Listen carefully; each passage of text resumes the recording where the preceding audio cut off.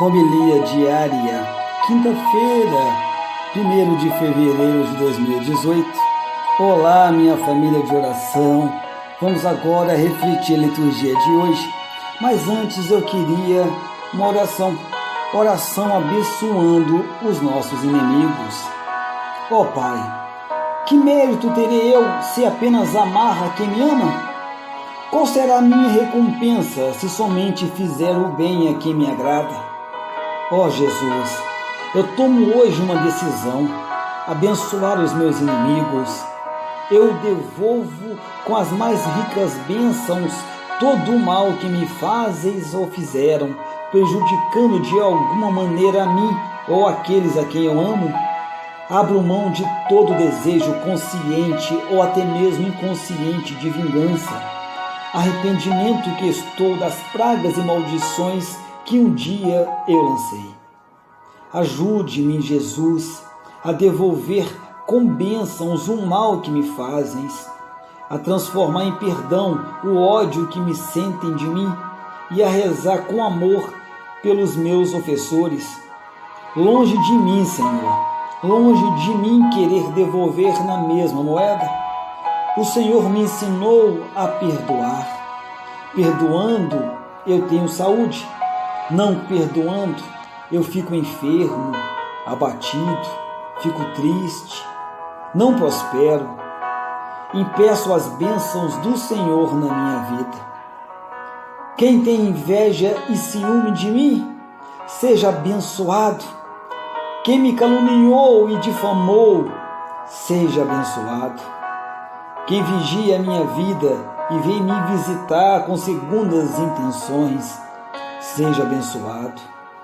Quem me agrediu, feriu, ofendeu e até mesmo machucou, seja abençoado. Quem maltrata os meus, tira o que é meu e me ridiculariza, seja abençoado. Quem me traiu e comigo usou de trapaças, seja abençoado. Quem espalha a divisão na minha casa, coloca-me contra os meus, afasta as pessoas de mim e não é sincero no que se me faz, seja abençoado. Eu hoje caminho em novidade de vida, pois eu sigo o conselho do apóstolo, não devo amor a ninguém. Obrigado, Jesus, porque abençoando os meus inimigos, eu neutralizo o mal que me fazem e caminho de bênção em bênçãos. Amém. Amém, Senhor. Amém. A primeira leitura de hoje que queremos refletir foi exatamente da primeira leitura de Reis. Tal como os patriarcas e os grandes chefes de Israel, Davi, ao ver aproximar-se a morte, ele vai reunir seus filhos para lhe ditar as últimas novidades e pronunciar sobre eles a bênção final. Está lá em Gênesis capítulo 49, Deuteronômio capítulo 33, ou Josué capítulo 23 a 24, ou até mesmo 1 Samuel capítulo 12. Apesar dos seus erros e pecados, Davi, ele seguiu os caminhos do Senhor. Ele pôde juntar-se aos seus pais de acordo com as expressões do Deuteronômio e também dos livros históricos. A escola deuteronomista deu forma literária ao testamento de Davi e deixou nele sinais da sua teologia. A permanência de Salomão no trono fica condicionada à observância dos mandamentos e também dos preceitos da lei de Moisés, enquanto na formulação da profecia de Natã não havia quaisquer condições. Está lá em 2 Samuel, capítulo 7, versículo de 14 a 16. Deduz-se, pois, isso que o nosso texto foi composto durante o exílio e constitui um chamamento implícito à conversão. Os desterrados deviam saber que a restauração da monarquia e a continuidade dinástica estavam condicionadas ao cumprimento das cláusulas da aliança. Já no Evangelho de Marcos de hoje, a proclamação do reino não se faz de modo ocasional. Jesus, ele cria uma instituição que põe em movimento e planifica o anúncio da Boa Nova. São os 12 que, depois da visita a Nazaré, Jesus envia em missão, dando-lhes os seus próprios poderes. Nós acabamos distinguindo no texto 3 momentos. No primeiro, Jesus lhe dá orientações quanto ao estilo de vida dos missionários. Não deve levar provisões, mas confiar sim na generosidade daqueles a quem se dirigem. No segundo, ele define um método de pregação: deter-se em casa de quem os acolhe, mas abandonar sem lamentações as daqueles que não os receberam. Já o terceiro momento é o da execução. Os discípulos partem, pregam a conversão, fazem exorcismo e curas com sucesso. Contentar-se com o essencial da vida, que se apoia na absoluta confiança lá no Senhor, é sim condição de contentar-se com o essencial da vida, que se apoia na absoluta confiança no Senhor, pois isso é indispensável para estar ao serviço da palavra.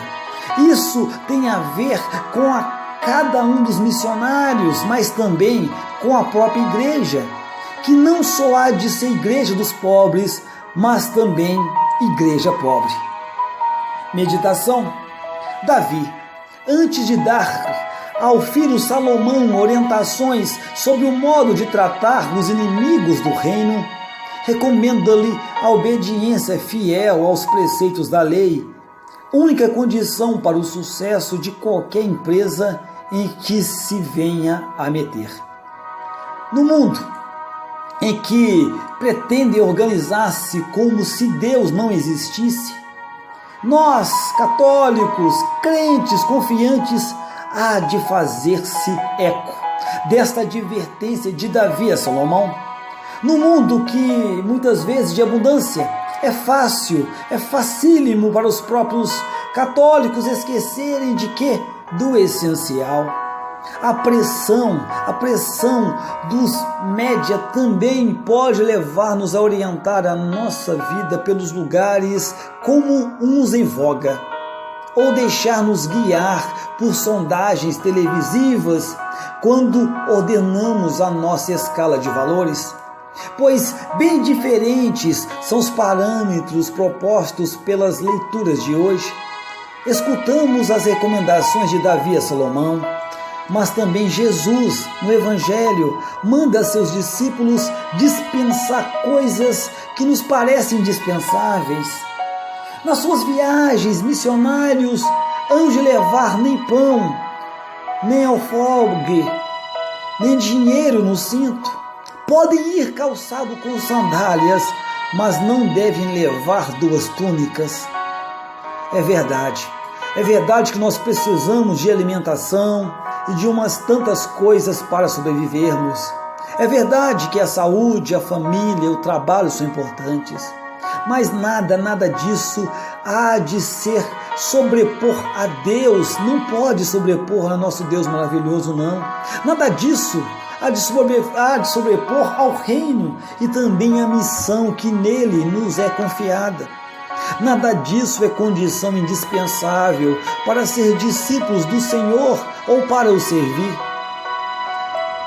Em vez de nos desculparmos com essas necessidades e com esses valores, para não nos comprometermos no voluntariado, para não darmos o devido tempo à oração, para não nos dedicarmos o tempo ao serviço dos irmãos, ao apostolado, procuremos primeiro a palavra do Senhor e tudo o resto virá para o acréscimo.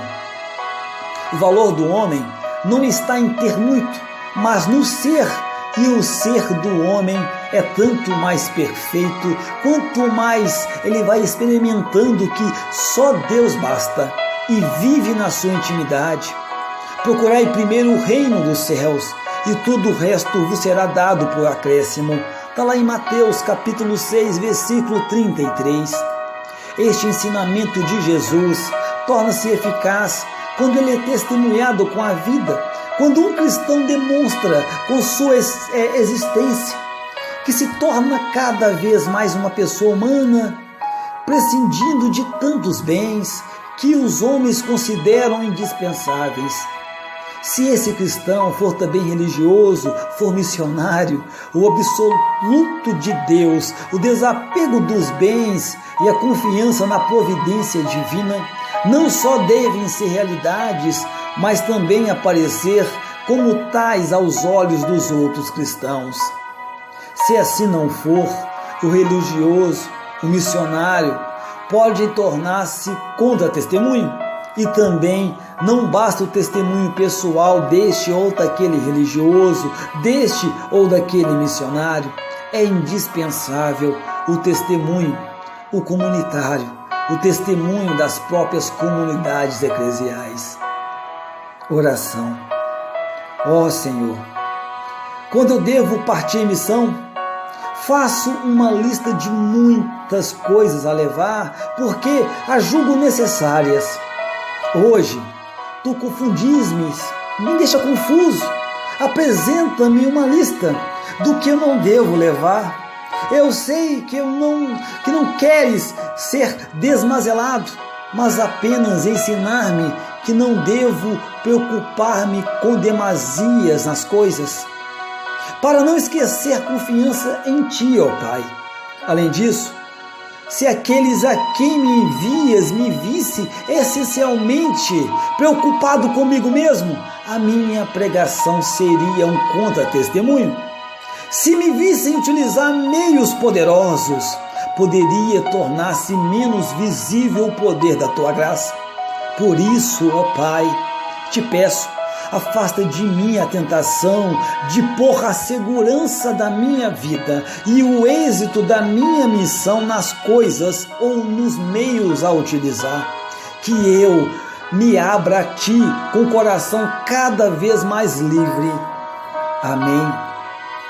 Contemplação. Nosso Senhor indica aos apóstolos 3 condições requeridas para o seu grande sucesso em sua missão. A primeira é o espírito de desinteresse. Recebestes gratuitamente, dai gratuitamente. Que os vossos ouvidos exatamente possa levar aos ouvintes, vejam que não é por ganho, mas sim pela salvação das almas e pela felicidade dos homens que trabalhais. A segunda condição é o desapego das coisas da terra e o amor da santa pobreza. Não leveis convosco nem ouro, nem provisões. A terceira é a mais inteira confiança, a confiança nos cuidados e na proteção da divina providência. O trabalhador tem direito ao seu alimento. Estas condições são ainda hoje as do sucesso. O nosso Senhor, Ele previne depois os seus discípulos contra as perseguições que virão, e é para o ministério apostólico do futuro que os instruir, porque as perseguições não deviam surgir para eles senão depois do Pentecostes.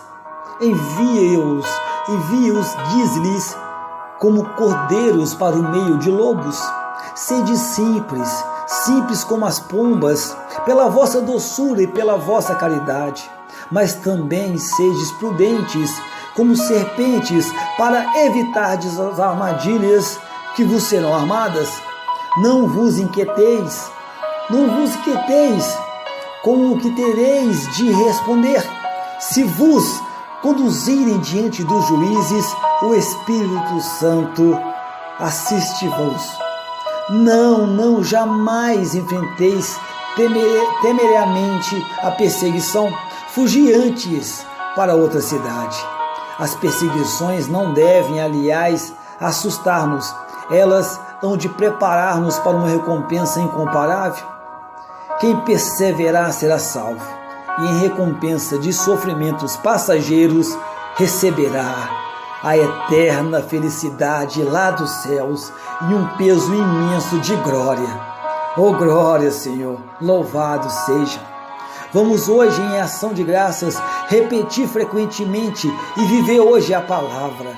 A palavra está lá em Mateus capítulo 6, versículo 33, que diz: procurai primeiro o reino dos céus, e tudo o resto vos será dado por acréscimo. Repito, procurai primeiro o reino dos céus, e tudo o resto vos será dado por acréscimo.